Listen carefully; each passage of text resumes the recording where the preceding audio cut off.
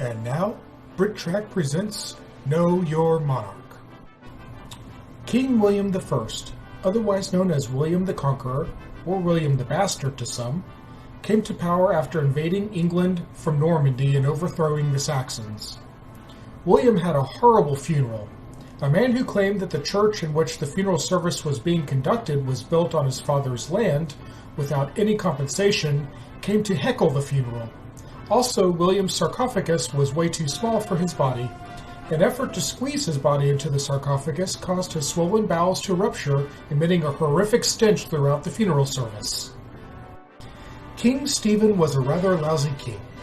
During his rule, much of England was ravaged from raids by the Welsh and the Scots. Also, corruption amongst the Norman land barons was rampant.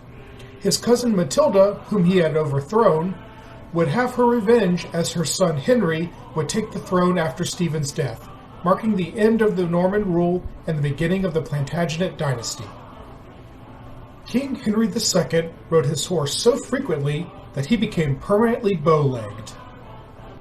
King John has been historically named as the worst English king ever. He was excommunicated by the Pope for being a greedy, tyrannical bastard. King Edward I, otherwise known as Edward Longshanks, or the Hammer of the Scots, sought to create a united Britain by defeating the Welsh chieftains and fighting the Scottish clans. He commissioned the construction of the War Wolf, the largest trebuchet ever built. King Edward II was a rather weak, poor excuse for a king. He tried to continue his father's war against the Scots, but lost horribly. He was deposed and murdered by having a red-hot fireplace poker shoved someplace very unpleasant.